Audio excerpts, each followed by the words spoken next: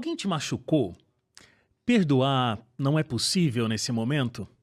Olha, a mais alta das vitórias é o perdão. Isso não sei o que estou dizendo, mas o filósofo alemão bem conhecido, Friedrich Schiller. Algumas coisas que o perdão não muda. O perdão não muda o que aconteceu. O que te machucou é um fato e vai ficar no passado. Perdoar não muda necessariamente quem cometeu algo contra você. Isso está com o outro, não com você, infelizmente. O perdão não muda a consequência, ou seja, dando o perdão, isso não vai mudar o fato que uma consequência humana, social, até legal possa acontecer. Perdoar não é, então, um sinônimo de injustiça.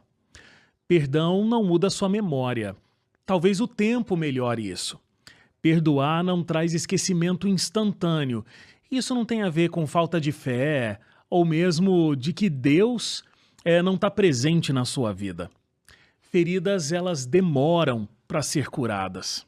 Isso é inevitável, é um processo. Você sabe o que o perdão muda? Você, o seu caminho e até a forma como você pensa.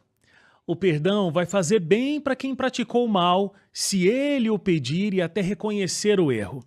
Mas mesmo que isso não aconteça, perdoar tem a palavra doar no meio dela. Então, doar o seu perdão vai trazer de volta uma paz que você não tem conseguido encontrar. É uma decisão. O restante é com ele, com o tempo. Tem alguém que precisa ser perdoado na sua vida? Ainda não consegue dar esse perdão? Quem sabe isso não muda hoje, depois do nosso episódio?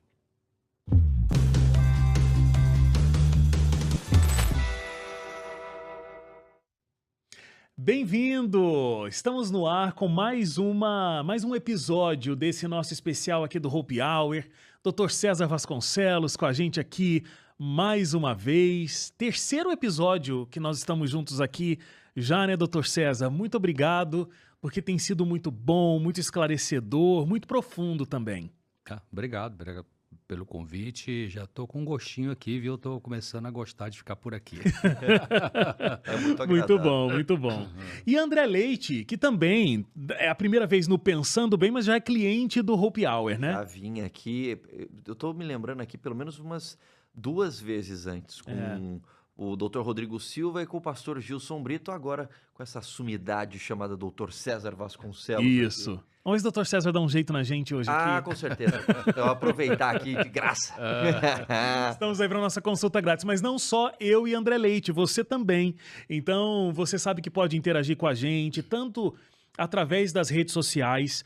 Você pode também colocar aí alguma pergunta que você tenha e a gente vai tentando trazer aqui e tentar responder. Já temos algumas, inclusive, porque, né, a gente foi anunciando que a gente ia falar sobre perdão. Esse é o tema de hoje aqui.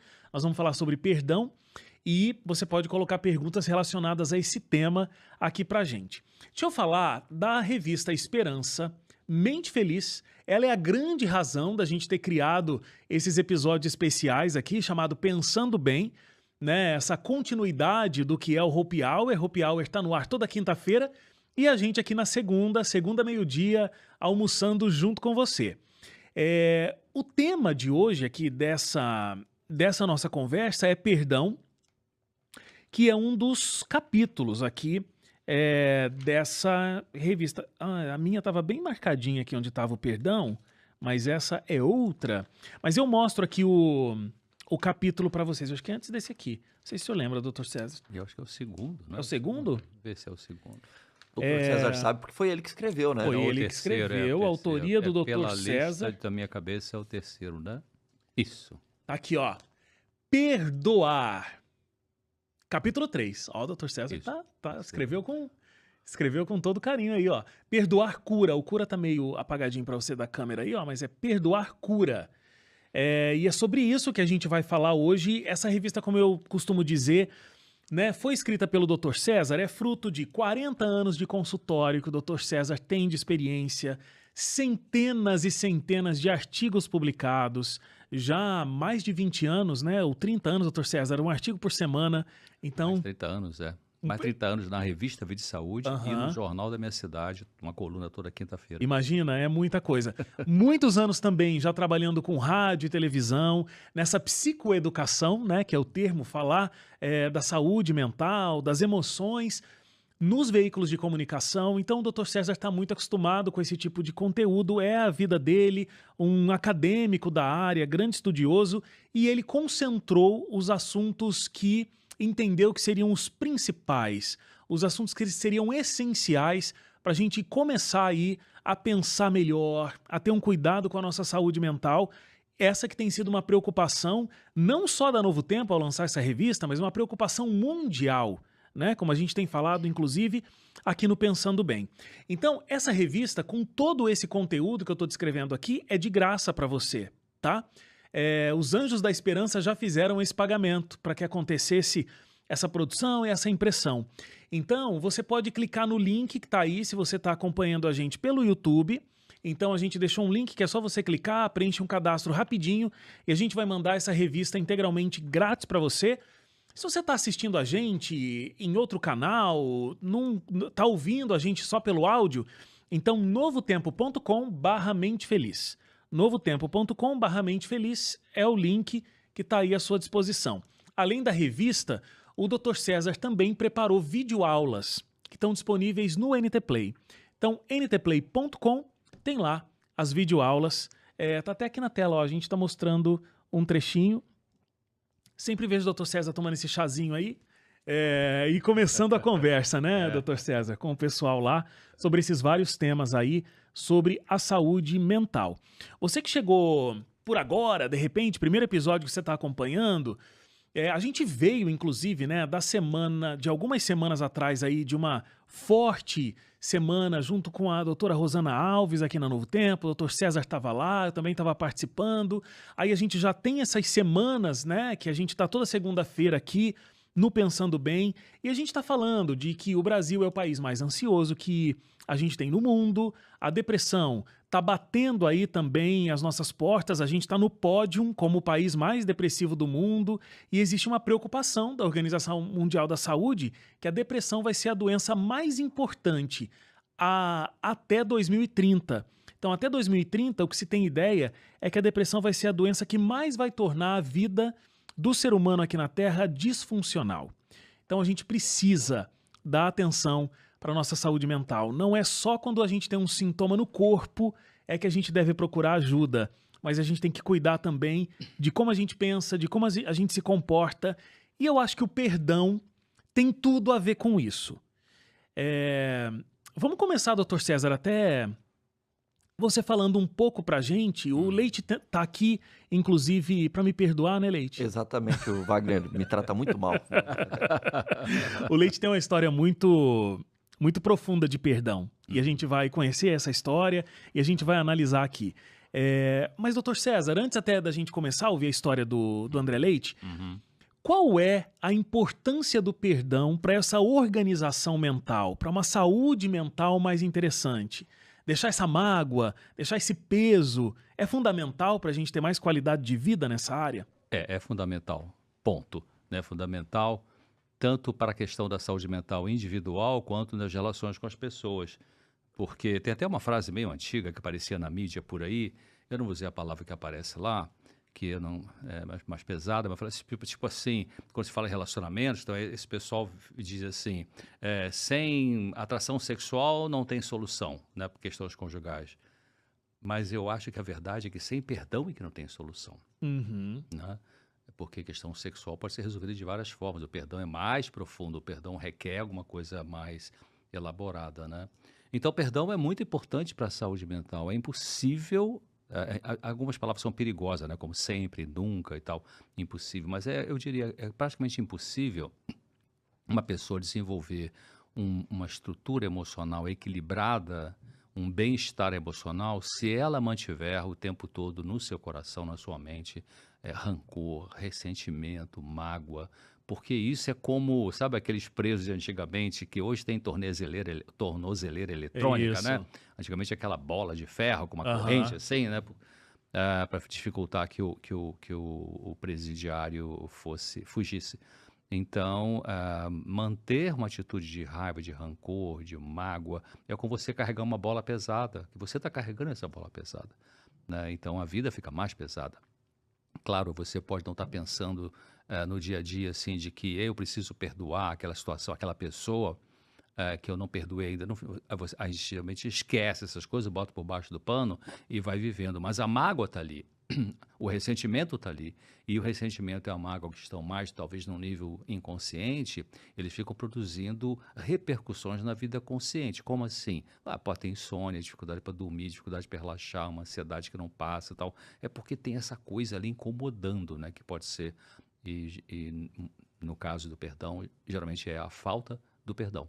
Então, quando a pessoa consegue entender isso, ela começa a trabalhar como é que eu vou perdoar, porque perdoar em algumas situações não é fácil, perdoar também é um processo. A gente pode perdoar uma vez, depois perceber que precisa perdoar uma segunda, uma terceira vez também, né? Então, quando a pessoa começa a pensar nisso, começa a pensar, cara, eu acho que eu preciso realmente tomar uma atitude em relação a oferecer esse perdão, porque eu acho que vai ser bom. Olha quantos anos que eu estou com isso aqui. Até outro dia eu conversei com alguém que está 10 anos sem falar com o irmão de sangue, né? Como é que consegue? É muito, muito tempo, né? Muita mágoa, muita coisa pesada por dentro, né? Mas a gente fica com essa mágoa 30, 40, 50 anos, né? E fazendo mal pra gente, né? E fazendo mal. Assim, essa coisa da gente olhar para nossa saúde mental e a mídia toda falar muito sobre isso, não ser uma vergonha dizer que você está indo a um psiquiatra ou indo a um psicólogo, é uma coisa meio moderna, né? Antigamente o psiquiatra era um médico só de gente tida como louca, né? Hoje começou era o preconceito, é o preconceito. E ainda tem um pouquinho. Hoje começou um movimento diferente disso, mas ainda existe um pouco. Então, muita coisa é uma situação nova. E o que eu acho incrível, tem um capítulo na revista que fala sobre isso, psicossomática. Então, a gente entender que existem coisas das nossas emoções, os nossos pensamentos abalados. Isso vai trazer uma dificuldade para a nossa saúde mental que vai causar um sintoma no nosso corpo. Sim. Isso para algumas pessoas é um fato inédito ainda. As pessoas pensam que a doença ela só tem origem no corpo. E não é por aí. As doenças às vezes começam na cabeça e elas se transformam numa doença ou num sintoma do corpo, né? Isso. E eu acho que esse peso que a falta do perdão traz pode desencadear N sintomas também, né? Sim, pode, porque a atitude de não perdão exige do cérebro a manutenção de vamos dizer assim, de um desequilíbrio neurohormonal de certas substâncias cerebrais e a busca desse equilíbrio. Quer dizer, o cérebro vai tentar o tempo todo equilibrar, porque tem muita adrenalina que vai o corpo liberar por causa da raiva, né? Tem a diminuição da produção de serotonina no cérebro, que é um hormônio que produz a sensação de bem-estar, né? Tem a alteração da produção de endorfina, que é um conjunto de substâncias que produzem uma analgesia física e produzem um alívio da angústia também. Então, quer dizer, esses hormônios que precisam funcionar bem, quando a pessoa mantém uma atitude de raiva, de ressentimento, de mágoa, o cérebro fica, do ponto de vista químico, funcionando com uma pendência, né? Precisa consertar esse tipo de coisa. Então, você pode, como eu falei, não estar pensando na questão do perdão, da necessidade do perdão, ou que precisa perdoar alguém, ou que tem mágoa, mas essa mágoa está enrustida, está por baixo do tapete, altera a neuroquímica cerebral, e aí você pode ter, como você falou, né, Wagner, pode ter uma doença psicossomática. Doença psicossomática é uma doença que atinge o nosso corpo, mas que tem muita influência de algum nível de estresse emocional. Né? Tem até essa autora que a gente gosta muito, a Ellen White, fala que 9 entre 10 doenças têm origem na mente. E tem um professor de Harvard, Dr. Herbert Benson, tem um livro dele muito bom. Ele fala que 75%, ele chega pertinho lá do que essa autora diz. Então, é importante pensar nisso. Né? Excelente. Olha, continue compartilhando essa live, continue mandando para, de repente, alguém, um amigo, que você acha que precisa cuidar melhor das suas emoções, da sua saúde mental, alguém que, de repente, você acha que precisa também liberar perdão aí na vida. Hoje é dia da gente falar sobre isso, tá bom? E vai mandando suas perguntas, eu já tô com várias aqui. Mas importamos direto do Bom de Bíblia, André Leite, aqui com a gente. E aí, pessoal, tudo bem com vocês? Bom estar aqui com vocês. Leite, me conta que história é essa de de perdão que você tem e é uma história bem inusitada, né? Porque você acabou, vou dar um spoiler aqui, Uhum. você acabou perdoando uma pessoa que tem sim um impacto muito grande na sua vida, mas que você nem conhece. É interessante isso, porque o que acontece? Algumas pessoas já viram eu contando isso, até alguns programas no Identidade Geral, quando você apresentava, eu já falei sobre isso. Teve um Anjo em Ação que eu participei também. Eu nasci no ano de 1987 e o meu pai, ele sofreu uma agressão no trânsito. Eu tinha mais ou menos uns 9 meses de idade. Meu pai, por conta dessa agressão, foi levado para um hospital, aí teve complicações no hospital. Ele teve uma morte cerebral, ficou em estado vegetativo ali por cerca de 9 meses, por volta disso. E aí ele faleceu, eu tinha cerca de 1 ano e meio de idade.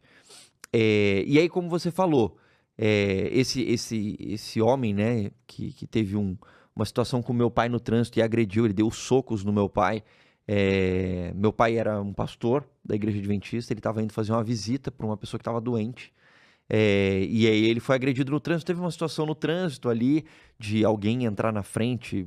Acho que meu pai entrou na frente da pessoa num cruzamento. O cara não gostou, começou a perseguir meu pai, bateu o carro no carro do meu pai. Aí meu pai parou no estacionamento não, no acostamento da estrada para perguntar o que estava acontecendo. Quando meu pai foi perguntar, nem deu tempo. Esse rapaz chegou, agrediu meu pai, deu socos, etc. E isso desencadeou todo o processo, culminou com a morte dele. Esse rapaz, ele foi julgado, foi preso, inclusive. Enfim, eu não o conheço. Um tempo atrás eu estava contando, porque eu conto essa história num sermão, que vira e mexe eu vou em algumas igrejas, eu conto, porque Deus, ele é capaz de transformar desgraças em bênçãos, essa é a especialidade de Deus, né? E ele transformou, mesmo a morte do meu pai sendo uma desgraça, ele conseguiu transformar a morte do meu pai em bênçãos para pessoas que deixaram Deus, cuidar de todo o processo. Meus avós, meu avô, minha avó, minha mãe. Minha mãe ficou viúva com 27 anos, né, quando meu pai morreu. E nesse processo, ele transformou até a vida desse cara que agrediu meu pai. Esse cara foi preso, não podia ouvir. Meu pai era pastor da igreja adventista e ele não podia ouvir falar da palavra adventista, que ele vivia aterrorizado com esse nome, assim. E aí, quando eu estava na faculdade já, fazia a faculdade de jornalismo, eu fui fazer uma pregação na igreja onde meu pai era pastor quando aconteceu todo esse incidente, essa agressão e tudo mais. E aí me apresentei como filho do meu pai, né? Eduardo Leite era o nome dele. E aí, no final, um dos anciãos mais antigos da igreja, assim, chegou para mim e falou assim: André, deixa eu te contar uma coisa que você não vai acreditar. Uns sábados atrás veio aqui o rapaz. Eu confesso que eu nem sei exatamente o nome dele.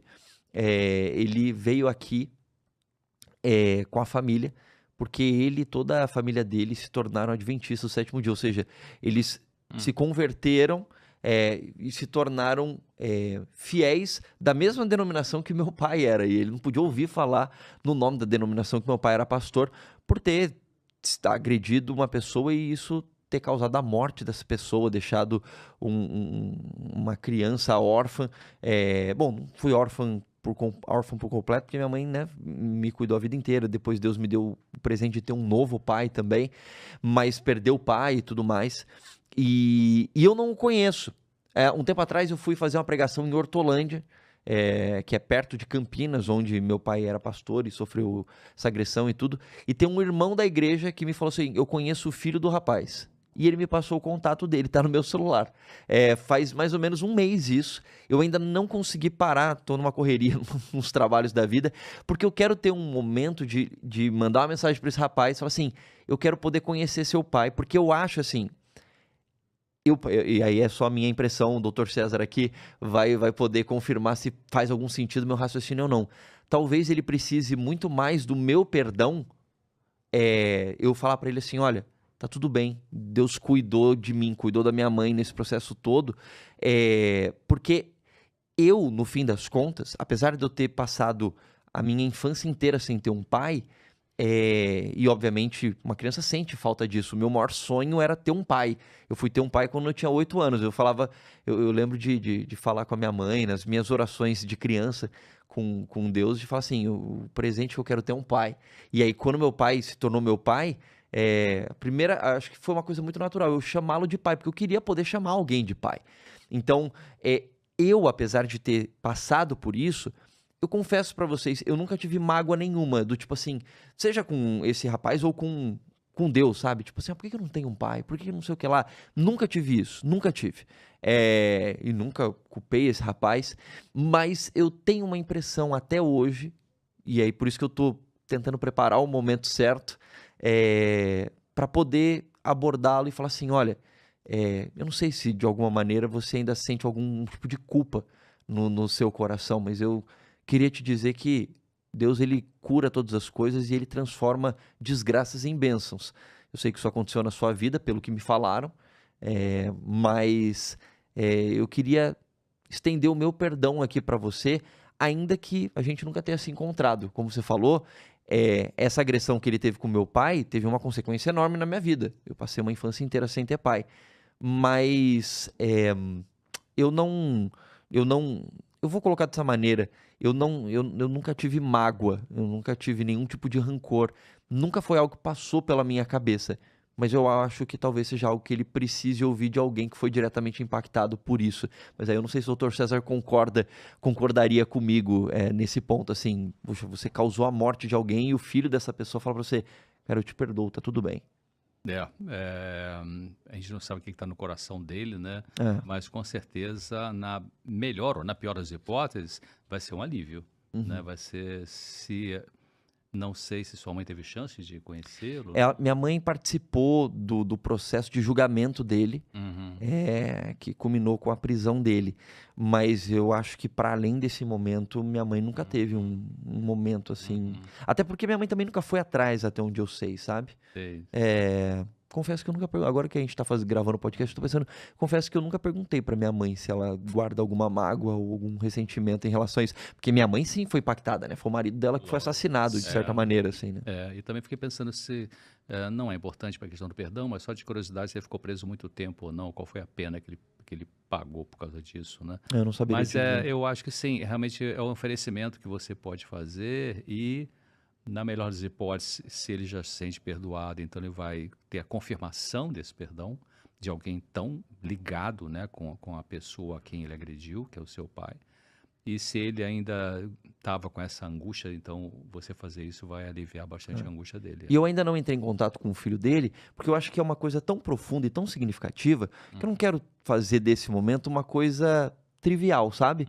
Eu quero fazer um momento que eu esteja mais tranquilo, provavelmente nas próximas semanas eu consiga fazer isso, de falar assim, olha só, eu sou o filho do fulano de tal, eu gostaria de poder ter, sei lá, algum momento de encontro com seu pai, mas eu quero transformar isso num momento bonito, num momento especial.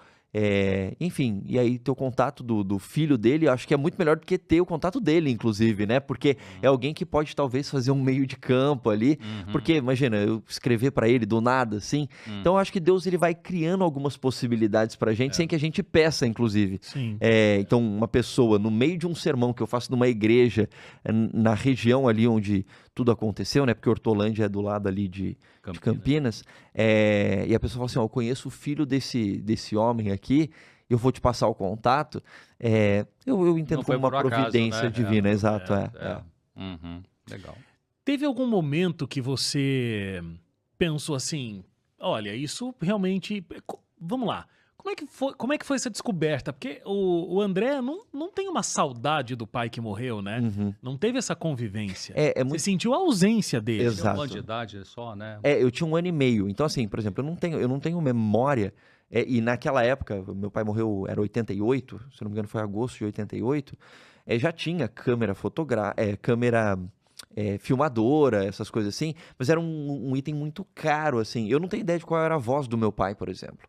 Eu lembro de perguntar pra minha mãe, pro meu avô, como é que era a voz do meu pai. Dizem que o tom de voz dele era parecido com o meu. Mas eu não tenho essa memória. O que eu tenho... Fisicamente parece muito. Eu já vi foto. Eu tenho fotos parecido dele, fotos minhas com o meu pai, deve ter umas 3, assim. Porque mesmo foto, naquela época tinha que revelar as coisas, raro, mas né, tinha um custo maior do que você ter um celular. Hoje você tira um monte de foto, tira foto até de comida, né? Filho único. Desse casamento da minha mãe com meu pai que faleceu, sou o único filho. Uhum. Meus pais eram recém-casados, inclusive deviam ter acho que 3, 4 anos de casamento. Então, é o que você falou. Eu nunca tive uma sensação de, sei lá, raiva, rancor, etc. Ou até dessa saudade que você falou. Mas eu sei que eu sinto ausência. Eu sei disso porque eu faço terapia. E tem muita coisa que acontece na minha vida adulta hoje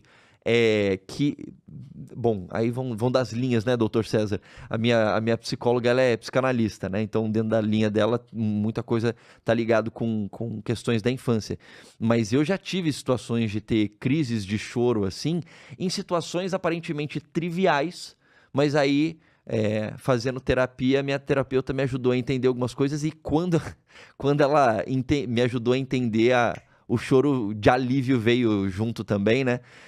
Que é, por exemplo, quando pessoas que têm alguma figura de paternidade em relação a mim, de alguma maneira elas desaparecem da minha vida sem que eu tenha algum controle sobre essa ausência, isso dentro da psicanálise fala que ativa a criança interior, né? E aí eu tenho crises de choro nesse tipo de situação. E já aconteceu isso comigo. E eu não tinha explicação. Tipo, alguém que, sei lá, tive um chefe muito querido que eu tinha uma relação meio paternal com ele. Uhum. E ele foi embora. Recebeu um chamado para ir para um outro lugar, eu não tinha controle sobre isso. E no momento que teve uma reunião de despedida lá, eu tive uma crise de choro. E eu não estava entendendo o que estava acontecendo. E aí eu fui conversando com a minha psicóloga tal sobre isso. E ela ajudou a entender, assim. E ela falou, pensa para pensar que você foi uma criança que em algum momento teu pai te deu um último tchau no berço e ele simplesmente desapareceu da sua vida. Uhum. Tipo, você nunca mais ouviu a voz dele. Ele nunca mais existiu, porque meu pai saiu de casa, foi agredido, foi parar no hospital, morreu. Não tive mais. Então, é o que você falou. O que eu senti foi ausência. Não deu para sentir saudade. Mas eu senti ausência. Com 1 ano e meio de idade, que foi quando ele morreu, então já tinha um vínculo ali que marcou alguma coisa realmente você com ele com você, né? Então esse faz sentido. Provavelmente a idade que eu tinha quando meu pai deu esse último tchau pra mim, assim, provavelmente um último contato, eu tinha 9 meses, tinha menos de 1 ano. Então, mas cria um vínculo, né? A criança tem um vínculo, a voz, o contato e tal. Claro. Sim. Mas, enfim, então, o que eu tenho realmente é esse sentimento eu tive durante muito tempo um sentimento de ausência. E não à toa, hoje, todas as vezes que... Olha, você já me viu pregando esse meu sermão aí, que tem a ver com a minha família, e como Deus atuou na vida da minha família e de todas as pessoas envolvidas, inclusive desse rapaz que agrediu meu pai. Eu já devo ter pregado esse sermão, de verdade, mais de 200 vezes. Eu diria que 90% das vezes eu choro. Eu consigo pregar bem o sermão, mas tem um momento específico que geralmente é onde me dá um nó na garganta. É quando eu leio no final do meu sermão uma carta que eu escrevi para minha mãe. E aí tem um momento que eu falo assim, que eu gostaria de ter uma máquina do tempo para poder voltar no passado e dizer para minha mãe, mãe, fica tranquila, vai dar tudo certo. Deus vai cuidar da gente. Ele vai dar um novo marido para você e vai me dar um pai para me ensinar a ser alguém diferente. Geralmente quando eu falo, e vai me dar um pai para me ensinar a ser alguém diferente, esse momento é que me embarga a voz, assim, agora eu fico até um pouco emocionado, mas é que a gente tá aqui papeando, não tô criando o clima aqui da história como um todo, mas invariavelmente eu choro quando eu falo sobre isso, exatamente por conta disso. A ausência, apesar de Deus ter me dado um novo pai, é o que você falou, tem a cura, mas a cicatriz está ali. Não é como... Bom, aí o Dr. César vai poder dizer um pouco melhor, mas todo mundo tem as suas feridas emocionais. Sim. Essa é uma ferida que eu tenho. Eu não tenho como me livrar dela. Ela está curada, eu sinto isso, eu tenho convicção disso, mas a cicatriz está ali. E toda cicatriz, quando você toca nela, você ainda sente um tipo de sensibilidade na cicatriz. E isso da vida, né? Você cortou a mão, tem ali, você tem uma sensibilidade diferente. É diferente. Então é isso, entendeu? Isso acontece na mente da gente, né? Nesse sentido que, então, tem um ramo da psicologia, dentro da área psicanalítica mesmo, que diz isso, de que quando a gente atende no consultório, a gente, que eu digo psiquiatra, psicólogo, o psiquiatra que atende com psicoterapia, o psicólogo, um analista atende, um psicoterapeuta em geral, atende no consultório uma pessoa adulta, a gente está lidando com a cicatriz, né? Que foi marcada geralmente lá atrás, ao longo da infância, né? E que é trazida para a vida adulta, de repente a coisa foi resolvida, como a questão que você falou, né, André? Mas a marca fica, né? Não tem como a gente apagar marcas, né? Aliás, até Jesus vai continuar com as marcas nas suas mãos, Exato. né? Da cruz, né? Então, o que acontece é que quando as marcas ficam, mas a pessoa vai encontrando solução emocional ao longo da vida e também espiritual, então não dói mais. Mas ficou ali, né? Isso não se perde. E quando você acessa essa cicatriz de alguma maneira, causa uma sensibilidade. É o momento que você, sei lá, você dá uma choradinha, se emociona, etc. Isso. Então, quer dizer, até voltando à questão do perdão, porque quando a gente perdoa alguém de verdade, a mágoa desaparece, mas não a memória, né? Então, pode ser a memória com a mágoa e memória sem a mágoa. Como é que você ficou... Como é que essa história foi construída para você ao longo da infância? Quando você tem essa memória de quando você ficou sabendo, o meu pai, ele foi assassinado? Eu não tenho, se eu for falar pra você de maneira objetiva, em que momento eu me dei conta de que meu pai foi assassinado? Eu não saberia te dizer. Eu sempre... E aí essa é uma outra coisa que eu trato em terapia, que é muito curioso pra mim, assim. Eu sempre lidei, e lido até hoje, com a morte de uma maneira muito natural. Não que eu goste da morte, pelo contrário, não gosto da morte. É a pior coisa que existe na existência humana, é a consequência do pecado. Mas eu sei que tem muita gente, e doutor César, com certeza muita gente já passou no seu consultório com essa situação, que tem pavor da morte. Tipo assim, sei lá, eu conheço gente que se você falar que o pai, que já está idoso, pode morrer, a pessoa não gosta nem de pensar ou ouvir falar disso, porque isso causa calafrios. Eu lido com a morte de uma maneira muito natural. E eu acho que isso... E quando eu falo natural, é no sentido assim, a morte, ela acontece. E eu digo isso porque eu sou escritor. Eu crio histórias. Wagner me conhece. Invariavelmente, as minhas histórias têm pessoa... Quando eu escrevo ficção, né? Estou escrevendo ficção, uma história, geralmente tem alguém que morre nas minhas histórias. Eu tô lendo um livro que o Leite escreveu com as crianças, um livro infantil. Eu tô morrendo de medo, porque eu já quero saber quem é que vai ter uma morte ali. Tomara que não tenha nesse. Tem nesse? Nesse, deixa eu tentar lembrar. Tem.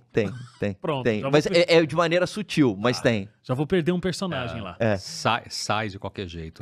Sai de qualquer jeito. Porque a gente transfere, né, as nossas experiências. Então, o que eu só ia dizer é assim, eu tenho essa situação, né, como é que eu lidei com isso?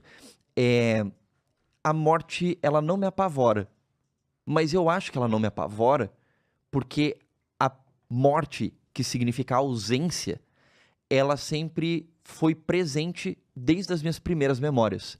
Então, a minha primeira memória, vou falar assim, do meu pai, é de que meu pai morreu. Meu pai está ausente. Então, dizem que medo, geralmente, é uma reação do ser humano ao desconhecido. A morte sempre foi uma conhecida pra mim. Então, por isso que ela não me apavora. Tipo, eu choro, já perdi outros parentes, meus avós, enfim, pessoas queridas pra mim, mas eu sinto a dor, eu choro, mas a morte não me apavora. A perspectiva de pessoas queridas pra mim morrerem, ela não me apavora. Eu sei que eu vou me entristecer se um dia meu pai e minha mãe morrerem, meu pai atual, né? Porque o meu pai, a gente tá falando aqui, o meu primeiro pai, meu pai biológico morreu, mas minha irmã, minha esposa, meus amigos, eu sei que eu vou sofrer, mas isso não me apavora. Mas eu acho que é por isso, porque a morte sempre foi uma conhecida pra mim, ela não é desconhecida, sabe? Faz sentido. Uma pergunta aqui, você teve sempre um vínculo muito bom com sua mãe ou teve um período que ela, sei lá, estava viúva, esses 7 primeiros anos aí, 8 anos, até se você ter um padrasto, né? Ela ficava muito ocupada, não tinha muito tempo para você ou ela foi muito próxima de você o tempo todo? É curioso o senhor falar isso, porque a minha primeira minha primeira terapia, eu vou colocar assim, né? Minha primeira experiência com psicólogo foi na minha infância, porque assim, minha mãe sempre foi muito presente na minha vida, me protegendo, cuidando de mim. Ela era professora, então não tinha um salário muito bom para manter a família só com a renda dela, mas ela dava o melhor dela. Só que com o salário de professor, minha mãe precisava trabalhar muito. E em vários momentos, minha mãe tinha que me deixar com babá, ou tinha que fazer alguma coisa. E durante um período da minha infância, eu diria ali dos 6 até uns... dos 5 até uns 7, 8, 9 anos, eu tinha muito tique nervoso. Então, sei lá, revirava o olho, e aí dava um tempo, eu começava a ficar girando o cotovelo, ou tinha... o cotovelo não, o ombro e tal. E aí eu tinha essas reações que mudavam de tempo. Sei lá, a cada 2, 3 meses o tique nervoso mudava. Só que eu não tratava isso assim, né? Pelo menos conversando com a minha mãe depois. Aí uma época, a minha mãe depois me explicou o porquê. Eu quebrei, jogando basquete na escola, eu quebrei a minha clavícula. E ela dava um incômodo, quebrou e tal, e eu ficava fazendo assim. E minha mãe achou que era mais um tique nervoso. Passou, sei lá, 4 meses que eu ficava fazendo esses movimentos e não mudou o tique. Minha mãe falou, peraí, tem uma coisa que tá diferente. Aí me levou num ortopedista e a minha clavícula já tinha colado torta sozinha, porque já tinha passado muito tempo. Aí minha mãe falou assim, opa, peraí, eu preciso ver isso aqui, porque eu tô achando que é só um tique do menino aqui isso tá me impedindo de cuidar de algumas coisas. Quando ela me levou na psicóloga, inclusive vários de vocês conhecem ela, foi minha primeira psicóloga, a Haveley. Não sei se vocês conhecem ela, conhecem a Haveley. E aí depois, na época, pra mim, eu só ia brincar de joguinhos com ela, né? Porque era criança, né? Sim. Mas aí depois minha mãe explicou o que a Haveley descobriu.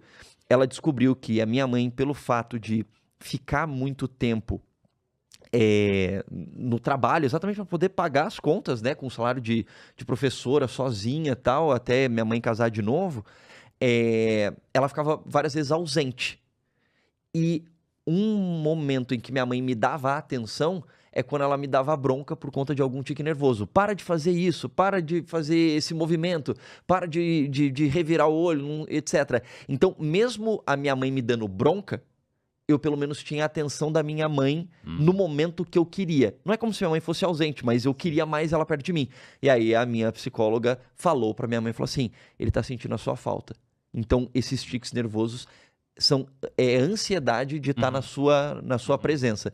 Aí minha mãe me disse depois, né, na época ela só agiu, mas depois ela me explicou, falou assim, ela começou a ficar um pouco mais comigo, diminuiu um pouco a carga de trabalho, obviamente deve ter diminuído o salário dela na época, mas os meus tiques desapareceram. Perdoou a mãe pelas situações de dar bronca em você? Ah, com certeza. Não, tá falando de perdão aqui, né? Vai, né? Isso aí. Mas, enfim, então, com certeza, essa minha relação com a minha mãe, assim, sempre foi muito boa, mas o meu corpo somatizou, em algum momento, a necessidade da minha mãe estar ausente para suprir a falta financeira do meu pai, por exemplo, ali em casa. Com os traumas da vida, a gente tem uma produção de uma série de sentimentos, né, que parte deles vão muito para o inconsciente realmente e começa a emitir sinais ao longo da vida. Então, a gente vai conseguindo ter a cura emocional, que é um processo, com o passar do tempo e com o que vai acontecendo nesse tempo. Então, se eu tomo consciência do gatilho que faz com que eu tenha aquela reação emocional, quer dizer, é como se fosse liberando aos poucos a dor emocional no nível da consciência para eu poder aprender a lidar com essa dor no nível consciente. A gente chama isso de psicoeducação, né? Ensinar as pessoas a lidar com as emoções. Inclusive, é um capítulo da revista aí, né? Como ter controle emocional. Então, é isso mesmo. A cura é um processo, perdoar é um processo, amadurecer emocionalmente é um processo, crescer espiritualmente é um processo, e nesse processo a gente vai, eu diria assim, a gente vai sendo aprontado por Deus, né? Porque a gente vai precisar ter uma certa dose de fortalecimento emocional para eu poder ter a consciência daquela origem da dor emocional, né? Porque pensar na dor dói. E a gente faz não está no gibi o que a gente faz para fugir de pensar na dor, né? Desde muito sexo, muita comida, cocaína, maconha, algo, jornal nacional, romance, novela, sei lá, amendoim, qualquer coisa a gente faz para não pensar na dor. Mas no processo, tem o Eric Berner foi o pai num tipo de psicoterapia chamada análise transacional, um canadense, ele falou assim, a maneira de resolver a dor emocional é atravessando a dor. A Bíblia fala disso, então todos nós temos o deserto para passar. Mas a coisa mais maravilhosa é a gente não vai sozinho nesse deserto.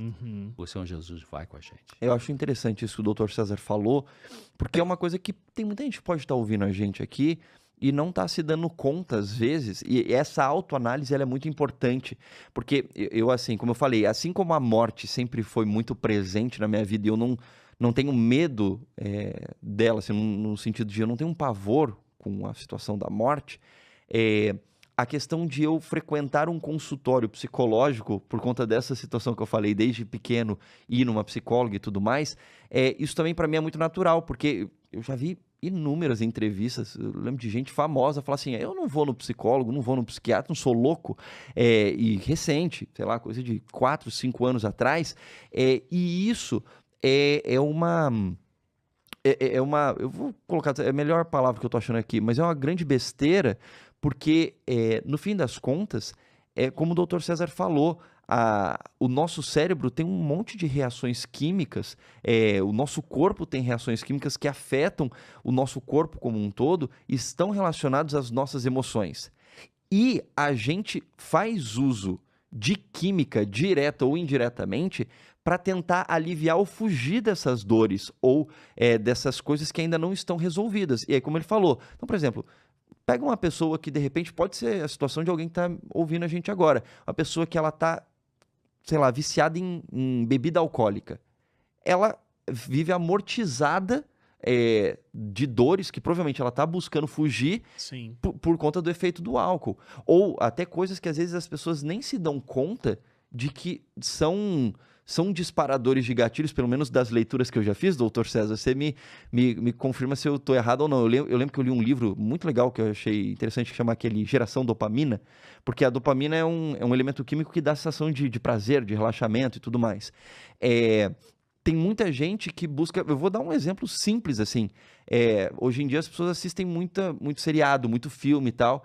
Tem muita gente que foge, por exemplo, em séries de romance ou histórias lindas, porque foge da realidade. Então, sim, sente que está vivendo uma vida triste e a fuga é você se alimentar constantemente de histórias felizes, porque você olha para sua vida e você fala, minha vida não é feliz. Mas eu preciso ver um pouco de felicidade para gerar dopamina no meu corpo, gerar prazer, porque a minha própria vida não me gera prazer. Só que ao invés de você ir de frente com esse problema, você foge para outras coisas. E aí tem várias, né? Compra e tudo mais. Agora, deixa eu fazer uma pergunta, e a gente já volta aqui pro perdão, mas acho que já que nós estamos aqui pensando bem e ajudando, né, a gente a entender as nossas emoções, nossos pensamentos e tudo mais, até essas questões inconscientes, né, como o Leite trouxe, existe uma situação assim, né? Vamos expor um pouquinho aqui o nosso convidado André Leite. O Wagner é meu amigo, ele pode. Cara, a gente é amigo há muito tempo, antes inclusive de Novo Tempo e tudo mais. A gente ninguém está escutando, né? Nós estamos sozinhos aqui. A gente se conheceu no NASP e a gente se tornou muito amigo. O Leite é um dos melhores amigos que eu tenho. O Leite sabe coisa da minha vida. Quando tem um problema eu ligo pra ele e vice-versa também. E aí, só que o que acontece? Eu fico brincando já há anos com o Leite que ele é um amigo meio complexo. Por quê? Ele tem uma síndrome meio de filho único. Então, o Leite, você é amigo dele, ele não vai te procurar, ele não vai falar com você, ele vai ficar lá no mundo dele, na caverna dele. Porque ele se acostumou desde criança a viver uma vida muito solitária. Então, os livros eram os colegas dele, e aí ele cresceu envolto nos livros e tudo mais. Quando ele tem um amigo, e ele tem vários, ele não tem dificuldade de fazer amizades, ele é um excelente amigo, ele tem ótimos amigos e de muitos anos. Mas é essa coisa, quando todo mundo se encontra, é aquela coisa como se a gente tivesse visto ontem. Mas não existe essa constância, porque o Leite vive muito dentro desse universo dele, né? Dessa criação, solitude, né? que ele tem e tá tudo certo pra ele. Minha pergunta, por quê? Isso, claro, esse comportamento dele, obviamente, é fruto de como ele aprendeu a viver, principalmente nos primeiros anos de vida dele, né? Como ele pôde viver. Como ele pôde viver. E faz ele ter esse comportamento hoje. E aí existem N situações que eu desenvolvi na minha vida por coisas que eu pude viver, os nossos ouvintes e audiência como um todo aí também.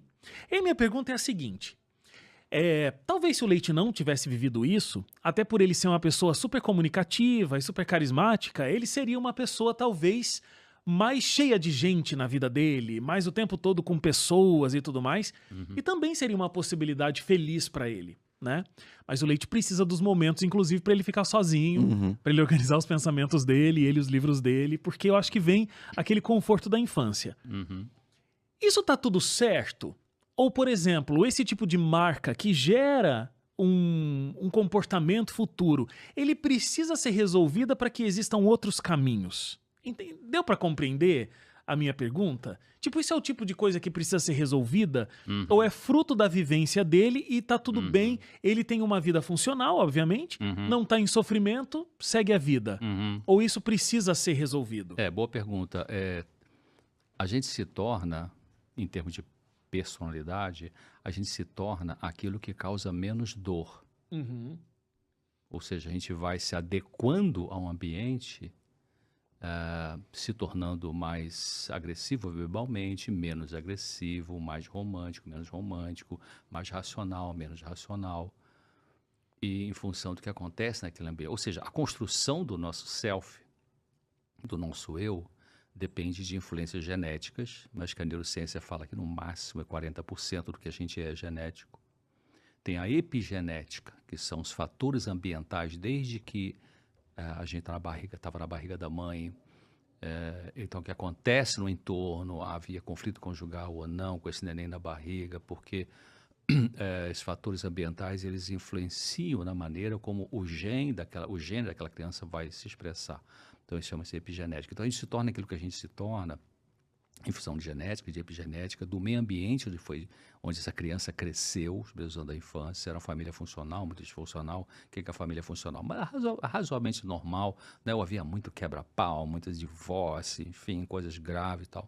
Dependência química, né? Um pai autoritário. Então, tem modelos de família. Então, repetindo, genética, epigenética, o meio ambiente e a sensibilidade dessa criança. Então, os mesmos ficam. Uma família que tem 2 ou mais filhos, uma situação traumática que acontece nessa família, vamos supor, a mãe descobre que o pai está traindo, né, o marido está traindo, ou a morte de uma pessoa importante. Então, os mesmos eventos traumáticos nessa família vai atingir as crianças de forma diferente, porque as crianças têm uma sensibilidade diferente. Né? Então, a gente pode pensar, por exemplo, crianças introvertidas e crianças extrovertidas. Né? 40% da população talvez seja introvertido. Introversão não é timidez. Timidez é uma coisa doída para a pessoa tímida, mas introversão não. Introversão é a pessoa que não tem nenhum problema ficar com ela mesma. Né? Esse é meu perfil. Né? Gosto de ficar comigo mesmo, não tem nenhum problema em relação a isso. Eu posso ficar com vocês aqui conversando 5 horas, mas tem uma hora que eu preciso sair, ficar sozinho. Eu preciso disso, senão não vou aguentar. O André Leite também. Então, é interessante que eu li um livro bem anos atrás, né, O Poder dos Quietos. A Susan Cain, que trabalhava na área de Wall Street, tudo isso, economia, ela mudou radicalmente, foi para a área da psicologia e ela descreve isso aí, né, que é introversão e introversão. Então, a pessoa introvertida, ela tem um perfil em que ela tem... E tem uma outra cientista americana, chama-se Elaine Aron, com quem eu já fiz contato, enfim, e ela trabalha com ressonância magnética, pesquisando essa questão de temperamento. Ela descreveu um novo traço de personalidade, Elaine Aron, A-R-O-N, e que se chama HSP em inglês, pessoas altamente sensíveis, que está dentro desse perfil de introversão. O processamento cerebral dessas pessoas é diferente. Então, por exemplo, se você vai aqui, vamos pensar aqui na Novo Tempo, você tem ali a área da produção da TV. Então, tem aquela mesa comprida, tem um computador na frente de um produtor, na frente desse produtor tem outro que está ali de frente para esse, com a tela e tal, todo mundo junto ali. Para a pessoa introvertida é difícil trabalhar ali naquele ambiente. Mas se bota... Então, quer dizer, o que a Elaine Aron descobriu? As pessoas introvertidas, se elas estão num ambiente mais sossegado, mais privativo, ela produz melhor do que os outros. Mas se bota ela num ambiente mais tumultuado, ela produz pior do que os outros. Então, essa, né, é um processamento cerebral diferente. Né? Então, a questão do André... que então nesse caso eu me identifico com você também, que eu gosto de estar no meu canto sozinho para produzir, pensar, orar, etc, etc. Então, isso só se tornaria uma complicação se a vida social fosse nula. Aí você se isola totalmente, não quer saber de ninguém, não vai à festinha, não vai aniversário, não vai no culto. Então aí já é uma coisa alterada. Aí teria que ter uma ajuda para poder adquirir algumas certas habilidades de convívio social, né? Mas você consegue lá, tá aqui, né? Aí o André consegue, claro, né? Foi diretor de artista da TV e tudo isso, então tinha suas conexões com todo mundo, mas vai lá pro seu canto, e o seu canto é bom, ele gosta, então tá tudo certo, não tem nem que jeito, não tem que tratar isso aí, né? Sim. O que eu acho que é interessante dentro disso que o doutor César está trazendo, e aí eu até vou trazer o gancho para a questão do perdão novamente, que é onde a gente começa aqui esse nosso bate-papo hoje, é que as nossas relações que a gente vai construindo com o passar do tempo, elas demandam essa inteligência emocional, e acho que é sobre isso que essa revista que você escreveu, ela tenta, num processo inicial, ajudar as pessoas a pensarem sobre isso, porque muita gente sequer pensa sobre isso, né? Sobre ter que lidar melhor consigo mesmo e com os outros, porque a gente tem encontros diferentes. Eu vou dar um exemplo meu com a minha esposa. Eu cresci basicamente como filho único. Minha irmã foi nascer, eu tinha 12 anos. Geralmente, quando eu tenho que resolver um conflito ou eu tenho que resolver um problema, eu resolvo sozinho. Eu vou pro meu canto, eu penso, eu reflito, eu tento chegar em soluções sozinho. A minha esposa, ela tem 8 irmãos. Ela sempre foi circundada de pessoas. E geralmente, resolução de conflito para ela é feita em grupo. Discussão de ideias, debates, etc, etc, etc. Aí você junta uma pessoa que resolve conflito sozinha e uma outra que só sabe resolver conflito em grupo.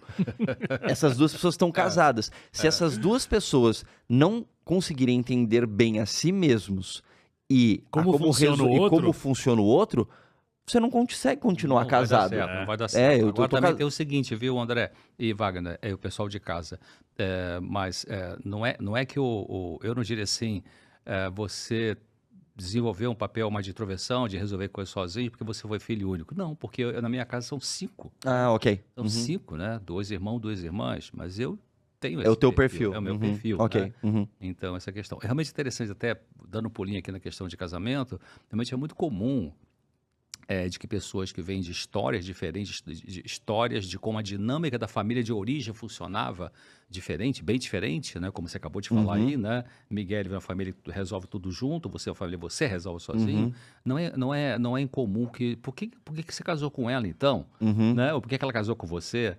Na realidade, eu li um livro de uma pesquisadora, acho que da Universidade de Stanford, se não me engano, Margie Scarf, ela fala, um livro dela, a tese doutoral dela, e ela fala assim, por que a pessoa casa com alguém? Tipo assim, uma menina que sofreu numa família, que tinha um pai muito alcoólico, quebrava tudo, enfim, um pai violento, e ela assim, cara, eu não vou casar com um cara que goste nem de bombom que tem licor, 0 para pessoa que bebe álcool, né? Abusa do álcool, e casa com alcoólico.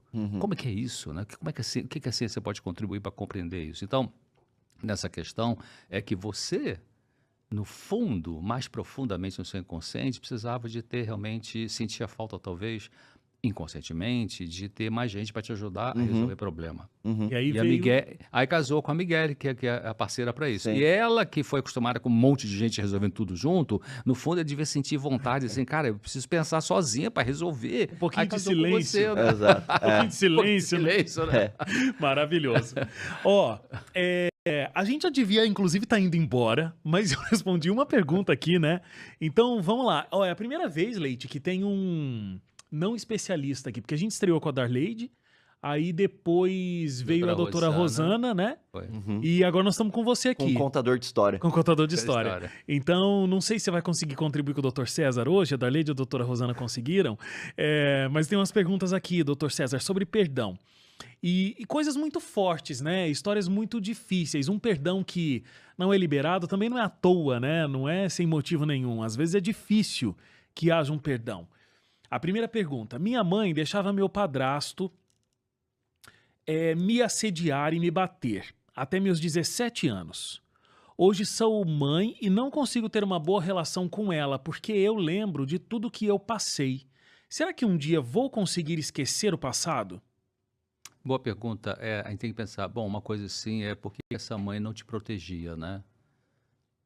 muitos casos de abuso sexual do pai ou do padrasto contra uma filha e que a mãe não faz nada, é porque essa mãe é dependente desse marido. Muitas vezes acontece isso. Então ou tem medo da violência dele, Uhum. né? Tem medo de ele abandonar, tem dependência econômica. Mas isso é uma falha grave dessa mãe, né? Uma mãe que faz isso aí, porque as crianças precisam ser protegidas por aquele pai ou mãe, né, que está sendo vítima de abuso naquele lar ali. Essa é uma das funções do pai e da mãe, de proteger a criança de atitudes abusivas, né? Você vai conseguir perdoar sim, sabe? Pensa bem, chora, tudo tem que chorar por causa disso, desabafa com pessoas éticas que podem te ouvir e algum momento, se você quiser conversar com sua mãe sobre isso, se couber, se ela está viva ainda, não sei, né? Se você quiser, isso pode ajudar, você perguntar, mãe, por que você não fazia? Você vai desabafar, você vai perguntar, então vai te ajudar no processo de você perdoar e perdoar esse pai também. Eu acho que ajuda muito a perdoar quando você conhece a história do outro, Uhum. né? Então, se você sentar com essa mãe, se for possível você um dia sentar com esse pai, mesmo sentindo realmente dificuldade de fazer isso, uma agonia, né? Tivemos aí na semana Sentimento na TV, daqui a pouco 4 horas vou estar lá. Estamos tendo, né? Enfim, tem uma história muito interessante, né? Uma menina que realmente precisou perdoar o pai anos depois, perdoar a mãe anos depois, porque ela tinha uma distorção também de pensamento. Ela achava que a mãe não amava, porque a mãe a colocou desde pequena para morar numa família, mas a mãe fez isso porque foi morar no interior de São Paulo, era servente lá de uma situação de fazenda, não tinha condições financeiras, então pegou essa filha e botou para uma família que tinha melhores condições, mas a menina não entendeu isso. Então, anos depois que ela foi conversar com essa mãe, aí realmente viu que a mãe amava. A mãe até fez isso porque amava, e foi difícil a mãe fazer isso, deixar a filha ir embora, né? Então é possível perdoar sim, Deus vai te dar essa capacidade. Você entendendo a história do porquê que a sua mãe não te protegeu, deve ter algumas informações importantes para você saber que pode te ajudar nesse processo de perdão. Eu não sou o especialista aqui, o meu papel é de contador de história, mas o Dr. César falou essa questão, né, de você entender a outra história, não quer dizer que justifica, mas te ajuda a ter empatia.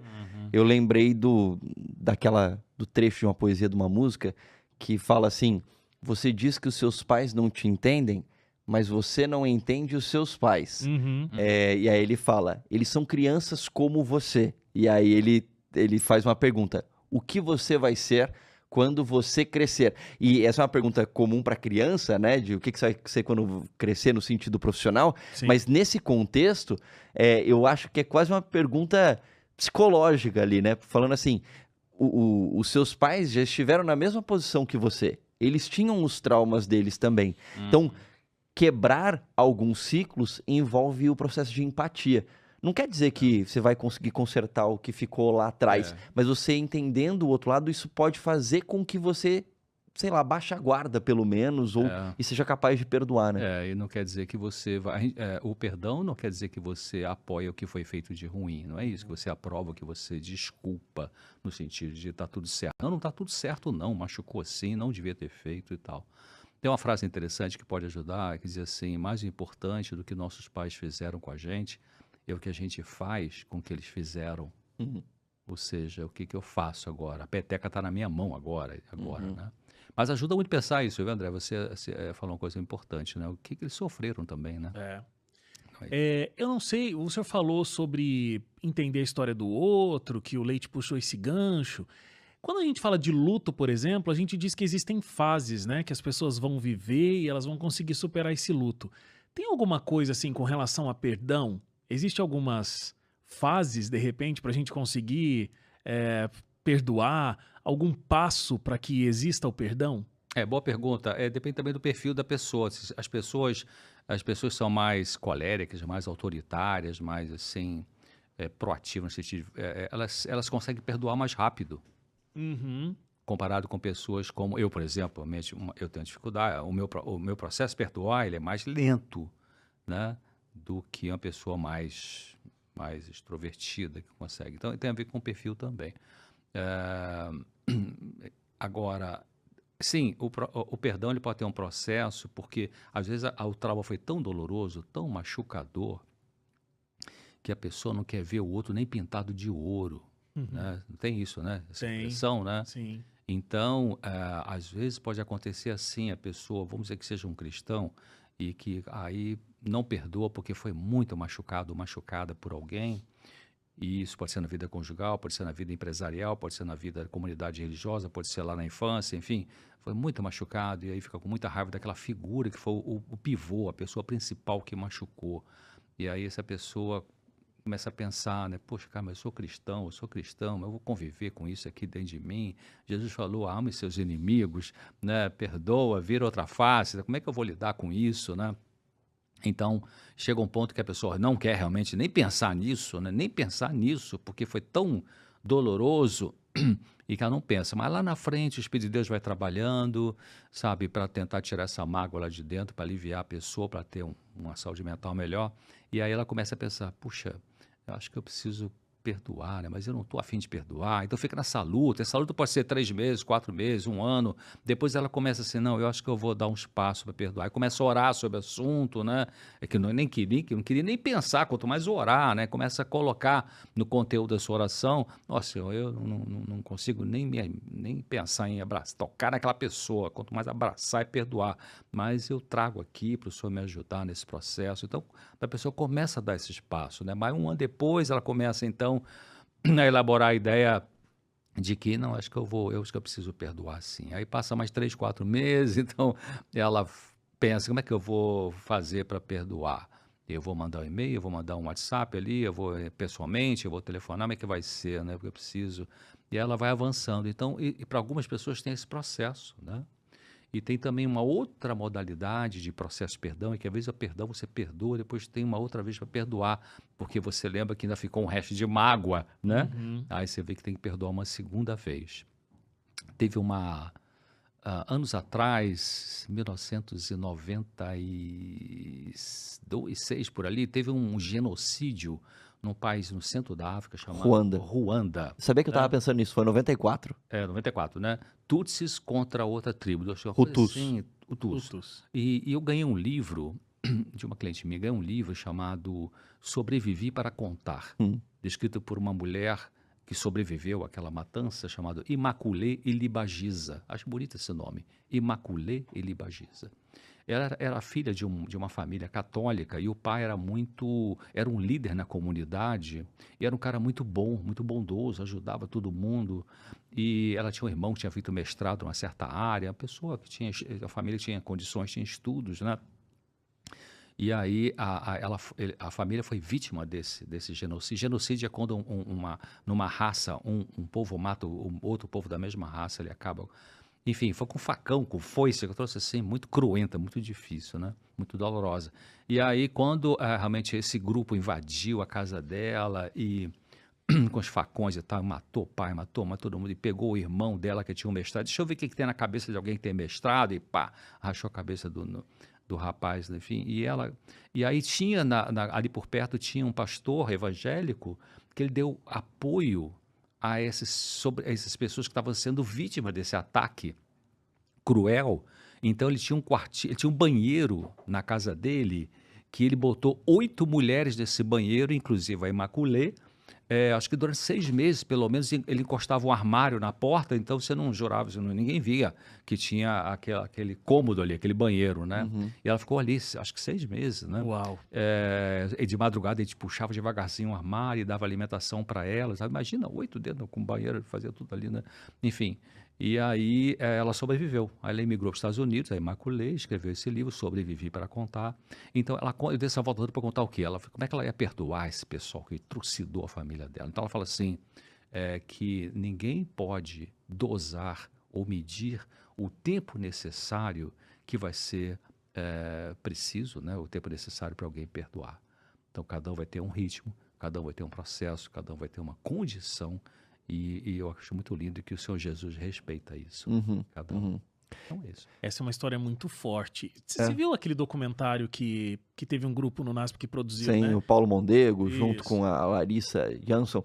Né, quando você começou a falar aqui do genocídio em Ruanda, eu lembrei de uma outra história, porque numa situação dessa de genocídio, são muitas as histórias Sim. que aparecem, né? Teve até um filme, né? Aquele Hotel Ruanda, que Hotel conta Ruanda. sobre o genocídio de um outro ponto de vista também. Mas eu lembrei de uma história que eu ouvi uma vez, de um pastor que apresentou uma época, ou está escrito ele era nos Estados Unidos, mas era dublado em português, pastor Mark Finley. E ele contou de uma mulher que ele conheceu lá, não sei se chegou a ver essa história, doutor César, Não. que no momento do genocídio, entrou um rapaz na casa deles, né, dela e do esposo, ele matou o marido da mulher e deu uma facãozada na cabeça dela. E ela ficou com um corte enorme, mas ela não faleceu. Uhum. Aí ela se recuperou, e aí depois que passou a situação do genocídio, essas pessoas que cometeram os assassinatos, elas foram presas num primeiro momento. E depois até teve uma situação para que houvesse perdão em Ruanda para aqueles que geraram ódio. É um processo de perdão coletivo que aconteceu em Ruanda, que foi restaurador para o país inteiro, porque senão eles não iam conseguir serem restaurados. Se você ler algo sobre o genocídio de Ruanda e como a política pública de perdão, foi uma política pública de perdão funcionou, ele é muito interessante. E aí diz que essa mulher, um dia ela foi visitar as prisões lá onde estavam por questões religiosas mesmo, assim. Ela falou, eu quero enfrentar isso para poder perdoar as pessoas. E ela encontrou um rapaz que matou o marido dela e deu aquela facãozada que ela tinha uma cicatriz enorme na cabeça.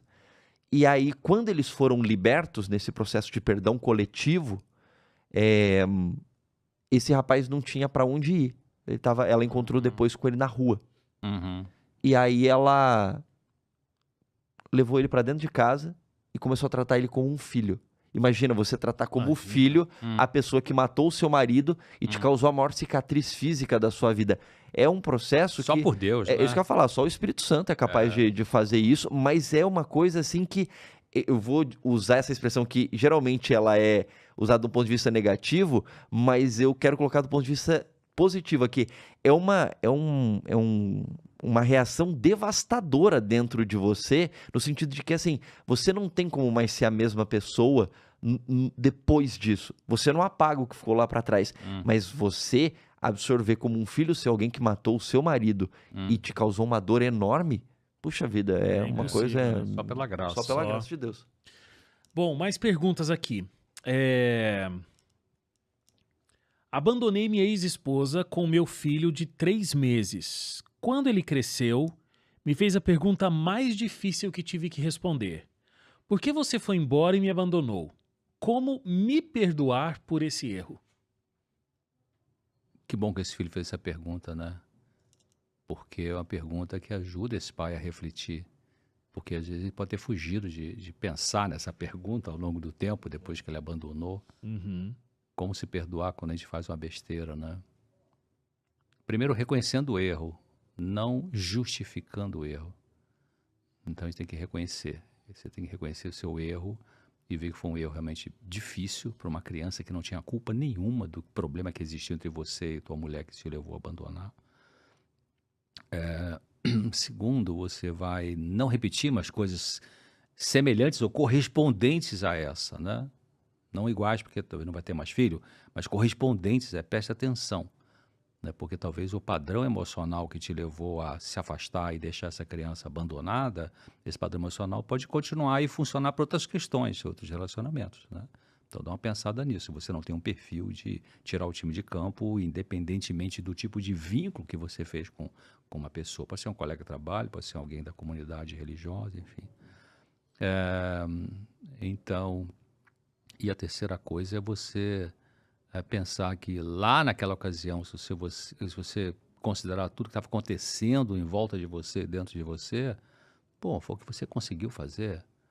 Então, machucou, foi errado tudo isso, mas provavelmente você não tinha, assim, claramente duas opções. Eu fico ou eu vou, assim, você ficou preso numa situação emocional que te empurrou para sair. Então, você tem que se perdoar por causa disso, né?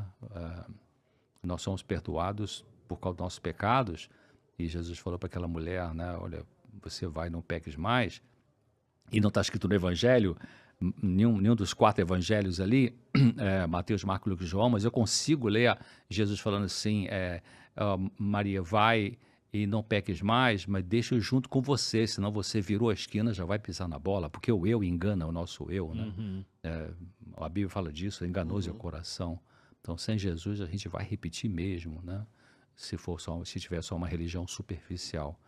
Então, pensa nisso. Você fez o que você conseguiu, Deus te perdoa, mas vai, não peques mais. É interessante esse lado, né? Porque a gente, às vezes pode ser mais simples conseguir o perdão de alguém do que conseguir o nosso próprio perdão, né? Às vezes a gente é muito duro com a gente e a gente não consegue liberar esse perdão pra gente mesmo. A gente, às vezes, consegue entender a história do outro e aí a gente acolhe aquilo que aconteceu e perdoa, mas a gente não consegue acolher as nossas próprias dificuldades, né? Esse é um perfil, acho que é uma combinação de um perfil de traço de personalidade, como também alguma história. Então, você teve um pai e uma mãe muito severos, muito rígidos, muito cobradores, muito críticos, muito perfeccionistas. Então, isso passa a ideia de que você tem que acertar o tempo todo para ter o afeto deles, né? Afeto é abraço, beijo, tudo isso é um conjunto de situações que gera afeto, né? Mas, então, quer dizer, tentou quebrantar, esse perfeccionismo tem que ser quebrantado. Uma dificuldade que as pessoas perfeccionistas têm de deixar se quebrantar é que acham que vai ficar irresponsável, né? Se deixar aliviar um pouquinho, não vai ficar responsável não, fica tranquilo. Eu só ia colocar uma coisa dentro desse contexto aí, é quase como uma pergunta também, porque eu sempre ouvi dizer que depressão é excesso, não sei se clinicamente está correto, tá? Excesso de passado e ansiedade é excesso de futuro na vida da gente, né? E falando de perdão, que é o tema aqui hoje, o perdão ele sempre está ligado à história, né? Tá sempre ligado ao passado, né? Porque alguém teve que fazer alguma coisa Sim. e aí você tem que se relacionar com isso e lidar com isso e perdoar, etc. Eu posso estar equivocado, doutor César, mas você não conseguir perdoar alguém pode levar à depressão? Pode levar à depressão, embora a depressão, ela nesse contexto, a gente pode pensar assim, talvez as pessoas pensam assim, quantas vezes escutei no consultório isso, né? César, meu marido me abandonou, de lá para cá fiquei deprimida, ou eu perdi emprego, de lá para cá fiquei deprimido, ou meu irmão morreu que eu amava tanto, de lá para cá fiquei deprimido. Mas às vezes a depressão se desenvolve, o estado de tristeza profunda, chamado depressão, se desenvolve não porque você perdeu alguém, mas a pergunta que a pessoa deve fazer para si mesma é: o que eu perdi nessa perda? Ok. O que eu perdi nessa perda? Né? Perdi o apoio, perdi a valorização, perdi o que colocava demais afeto em alguém, enfim. Então, essa reflexão é importante. Então, não perdoar pode causar depressão? Pode, porque você vai manter uma atitude, às vezes, de tristeza ou de raiva, que também tem a ver com depressão. Muitas pessoas têm raiva, inclusive as pessoas que têm uma depressão e começam a desenvolver uma ideia suicida, elas desenvolvem uma raiva delas mesmas, né? Elas não se aceitam. Então, elas começam a pensar, eu tenho que matar eu mesmo, porque eu não aguento lidar com isso aqui. Né? Que é matar a dor. Inclusive, a pessoa suicida não quer morrer, ela não quer viver com aquela dor que ela acha que não tem saída. Por isso que ela quer matar a dor, Então, pensa, eu tenho que matar a mim mesmo, né? Mas tem saída, sempre tem saída, né? Então é isso. A gente falou sobre esse pai que teve a pergunta do filho e aí ele tá buscando, né, se perdoar. Agora, um outro lado da história, lá do filho. Mas não necessariamente a mesma história, é outra pergunta, né? A pergunta é assim: se meu pai amava os filhos, por que abandonou as 4 filhas? Eu não consigo entender, isso não sai da minha mente e eu não consigo perdoá-lo por isso. A gente não sabe toda a história desse indivíduo, né? Pode ser uma pessoa cruel, pode ser uma pessoa que tem um transtorno de personalidade, tem algum tipo de transtorno de personalidade, como esses psicopatas e assassinos serial killer, como se diz, que joga a menina pela janela, como foi lá o Nardone e outros. Algumas dessas pessoas, elas têm um transtorno de caráter que entre outras coisas, elas não têm remorso. É uma coisa muito estruturada, sabe? Só Deus para curar esse tipo de coisa, né? Que pode ser curada pelo poder de Deus, evidentemente, mas e nós psiquiatras somos muito impotentes diante de lidar com isso aí.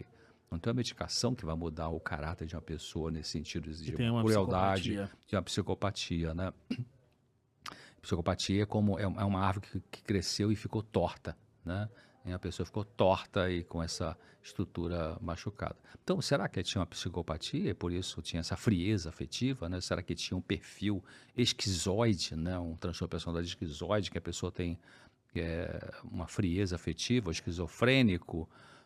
Pode ser que ele tenha sido uma personalidade esquizoide, não um indivíduo esquizofrênico, porque na esquizofrenia a gente sabe, e na personalidade esquizoide, a pessoa tem uma coisa que um professor de Harvard desenvolveu, Peter Sefnels, ele desenvolveu uma palavra chamada alexithymia. Alexithymia é incapacidade de sentir o sentimento. Então a pessoa tem essa frieza afetiva. Eu tinha ouvido isso. Né? Então pode ser isso aí, né? Se você entender a doença desse pai aí, talvez vai ser menos difícil perdoar. Última pergunta para a gente ir. E aí eu acho que a gente encerra bem, porque nós falamos sobre diferentes linhas desse perdão, né? Perdão para com o outro, dentro da família, fora da família, o perdão da gente mesmo. E eu acho que tem o perdão que o Dr. César começou falando sobre isso quando acontece no casamento, né? Então é importantíssimo perdoar no casamento para que o casamento consiga persistir, né? Consiga ter qualidade. E aí tem uma pergunta que é sobre traição. E aqui no capítulo sobre perdão, você fala muito sobre isso, né, Dr. César? Sobre também por que acontece uma traição, as consequências dessa traição para quem trai e as consequências também de quem sofre essa traição e acaba perdoando, como essa relação toda acontece. Então tem o capítulo aqui na revista sobre perdão e fala muito sobre essa relação dentro do casamento também. Mas a pergunta aqui é assim: resolvi perdoar a traição do meu esposo, mas às vezes isso fica passando pela minha cabeça. Eu não consegui esquecer completamente esse fato, e isso me dói profundamente. Será que isso quer dizer que eu não o perdoei de verdade? Boa pergunta. Possivelmente você perdoou de verdade, mas algumas pancadas na vida, elas deixam algumas marcas. E essas marcas podem ser a memória, né, que vem. Agora, o importante é você pensar consigo mesma se junto dessa memória ainda tem dúvida, porque eu, inclusive no artigo, coloco isso, né, quando há uma situação de infidelidade conjugal, os dois vão sofrer. E esse que foi o traidor, se ele se arrepende e quer sinceramente voltar para o relacionamento, não quer romper, ele vai ter uma angústia para enfrentar, que vai ser o quê? Vai ser angústia porque a pessoa traída, que perdeu a confiança foi quebrada numa relação em que a confiança é muito importante, que é a relação conjugal. Então, a confiança foi quebrada e essa pessoa que então foi traída, ela vai ficar com dúvidas. Vou voltar a confiar, não vou voltar a confiar, vou me entregar, não vou me entregar. Então, esse que traiu vai ficar com essa angústia, porque vai ter alguém junto ali que você quer se aproximar, você se arrependeu por ter machucado, mas essa pessoa está com o pé atrás em relação a você. Porque ela vai precisar de um tempo para voltar a confiar. Então, você vai ter uma angústia, quem traiu vai ter uma angústia. E o indivíduo realmente que foi a vítima, nesse caso, vai ter essa agonia, né? Como é que eu vou voltar a confiar em alguém que pisou na bola comigo, né? Eu acho interessante ver como a Bíblia, ela traz alguns elementos, assim, da psicologia sem necessariamente usar os termos atuais da psicologia, né? É que eu tô lembrando disso que você tá falando, quando Jesus fala sobre o divórcio, né? Ali, eu acho que em Mateus que tá, eu não vou lembrar agora, não sou Leandro Quadros, eu só faço pergunta Sim, aqui no Bom de Bíblia, eu não dou as respostas. Mas se eu não me engano tá em Mateus. E aí, naquela época, né, o divórcio dentro da religião judaica era muito simples de acontecer, etc. Tinha uma questão, um papel, alguma coisa do tipo. E aí fazem a pergunta para Jesus sobre o divórcio. Eu não lembro se é algum discípulo ou alguém que está ali em algum momento. E aí Jesus ele fala na questão da traição, tal, né? Ele coloca mais ou menos como se fosse assim, é a única situação onde há uma permissão espiritual para o divórcio, alguma coisa do tipo. Não quer dizer que precise acontecer, se você consegue perdoar e tudo mais. Mas aí ele fala, só no caso de uma infidelidade conjugal, etc., do adultério, e aí a expressão que Jesus usa, e é isso que eu quero colocar aqui, ele fala assim, isso é permitido, eu estou parafraseando, obviamente, por conta da dureza do coração do homem. E eu acho interessante essa questão da dureza do coração do homem, não é no sentido de que a gente é duro, mas no sentido de que tem algumas coisas, tem algumas marcas que para algumas pessoas às vezes é tão difícil superar que Deus, na sua misericórdia, entende algumas situações, né? Então eu acho que esse é o caso que Jesus está falando assim, olha, se você é capaz de perdoar e viver com uma situação de traição, e mesmo com a cicatriz você conseguir conviver com isso, segue adiante, isso faz parte do processo. Mas se você não consegue conviver bem com o que vem depois disso, aí eu posso estar equivocado, o doutor César vai poder falar melhor, assim, mas eu acho que é dentro disso que Jesus ele fala assim, olha, você vai viver atormentado se você viver, vou colocar no caso da pessoa que foi traída. Se você não consegue mais conviver com isso o tempo todo, sei lá, você quer ficar olhando no celular da pessoa que te traiu, você não deixa essa pessoa mais sair sozinha, essa pessoa não pode ter, sei lá, momentos onde ela vai sair com os amigos homens dela, né? Não tô falando de sair, sei lá, ele com uma pessoa assim que pode gerar uma insegurança, mas, sei lá, com os amigos homens, não pode jogar bola com os amigos porque eu fico insegura de que você vai fazer alguma coisa. É um tormento uma vida conjugal assim. Posso estar equivocado na minha leitura, mas eu tenho a impressão que é nesse sentido que Jesus fala ali em Mateus da questão da dureza do coração do homem, porque às vezes é muito difícil você conseguir recomeçar uma vida a dois depois de um processo de traição, né? É verdade. Então, voltando encerrando aqui o comentário sobre essa pessoa que mandou a pergunta, ela vai conseguir perdoar, já perdoou, talvez o perdão seja verdadeiro, se não foi, vai conseguir aprofundar, porque Deus vai mostrar isso, mas não se apavore, não se preocupe dessa questão que ainda vem algumas memórias, porque isso pode acontecer, né, Agora, quando essas memórias ruins vierem, é importante você também trabalhar cognitivamente com a sua cabeça, ou seja, você tem que parar e dizer para você assim, cara, já vem aquele pensamento de novo aqui para me perturbar, mas eu já perdoei, ele já pediu perdão, ele está legal comigo, ele mudou comigo, e essa mudança é genuína, eu percebo que é genuína, você tem que dizer isso para você, lembrar isso para você acalmar esse pensamento perturbador que vem, né? Importante isso aí também, porque aí você não deixa o pensamento que fica gerando uma emoção dolorosa, ficar tomando conta da sua cabeça, né? Doutor César, lendo um trechinho aqui do capítulo, diz assim, ó, engraçado, eu lendo que o doutor César escreveu, né? Para ele. No capítulo aqui sobre o perdão. No perdão relacionado com adultério, se o cônjuge que traiu deseja a reconciliação, precisa aceitar a responsabilidade pelo ocorrido, manifestar sincero pesar e arrependimento, oferecer alguma recompensa, prometer não repetir o mesmo erro de pedir perdão. O verdadeiro arrependimento tem de mudar o comportamento daquele que diz estar arrependido. Eu achei muito forte esse parágrafo. Porque se a pessoa vive repetindo... Ela não se arrependeu. Ela não se arrependeu. E aí você não deve permitir, não é? Porque... Inclusive eu lembrei agora, muitos anos atrás, um dos primeiros livros que eu li sobre questão de infidelidade conjugal sob o ponto de vista psicológico, análise psicológica da infidelidade, foi de um psicólogo americano bem tradicional, James Dobson, acho que ele é batista, se não me engano, tem muitos livros publicados, e ele, o livro chama-se O Amor Tem Que Ser Firme.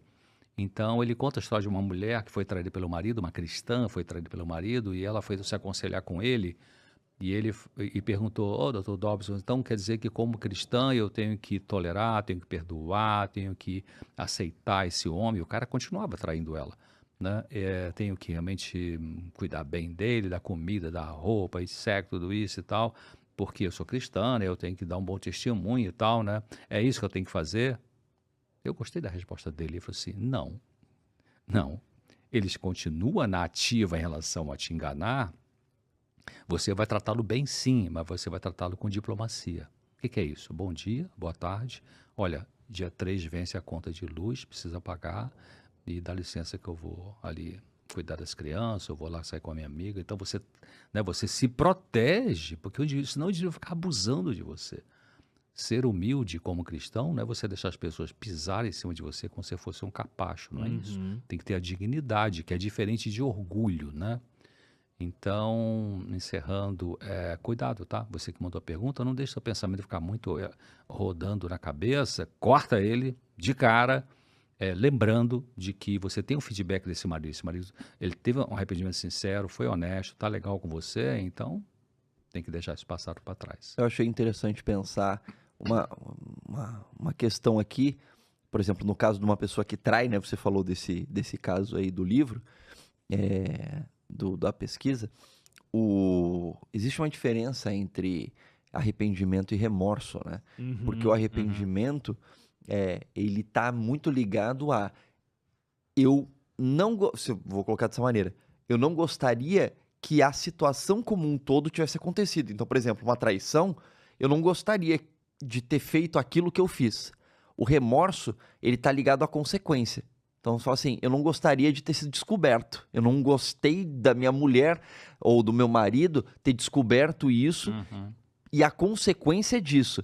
Mas você, no fim das contas, você olha para, vou colocar a pessoa que traiu, você olha para aquela situação da traição, você fala, até que foi gostoso, foi bom, aí isso não é arrependimento, porque você não se arrepende de ter feito aquilo, você só sente remorso por ter sido descoberto e as consequências ruins disso.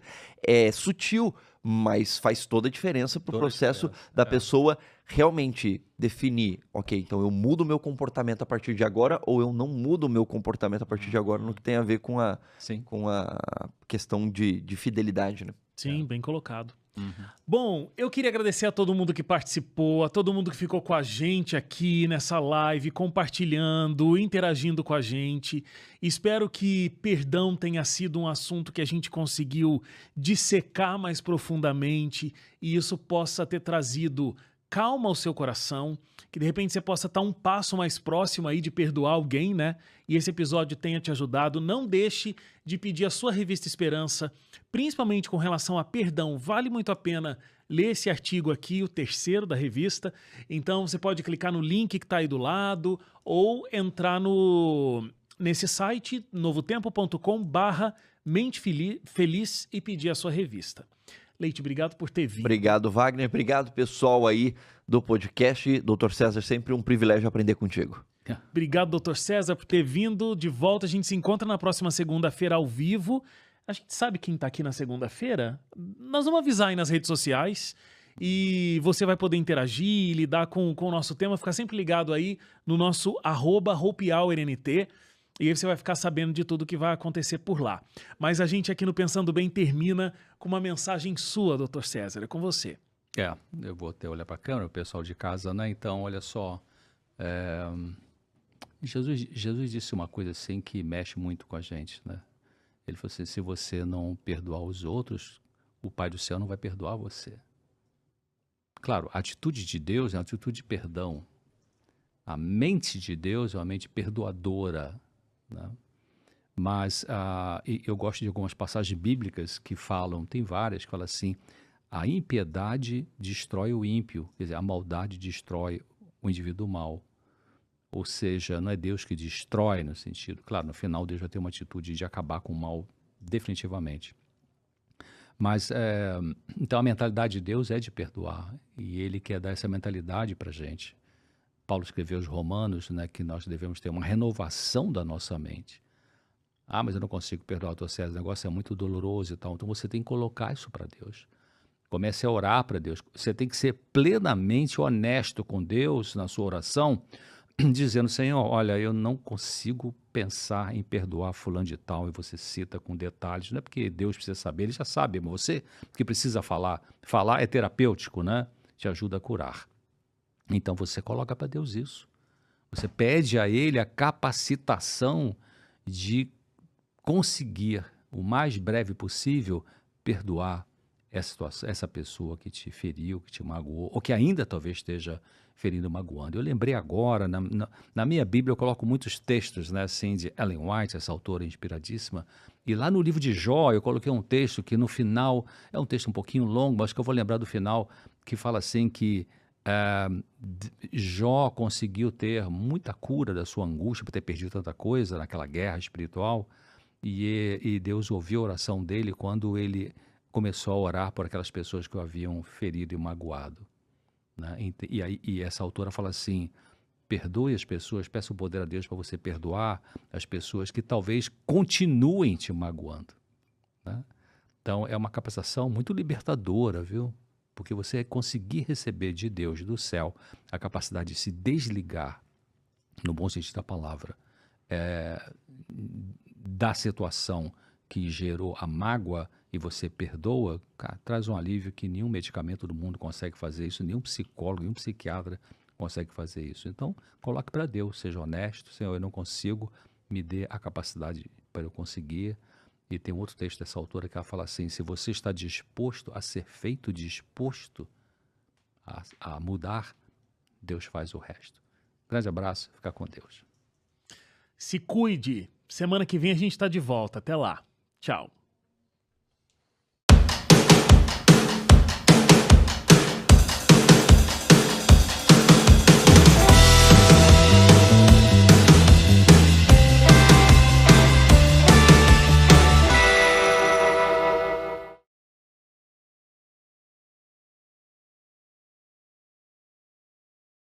De origem real. Foi o próprio rei da Inglaterra, o Henrique I, que instituiu essa medida no século XII.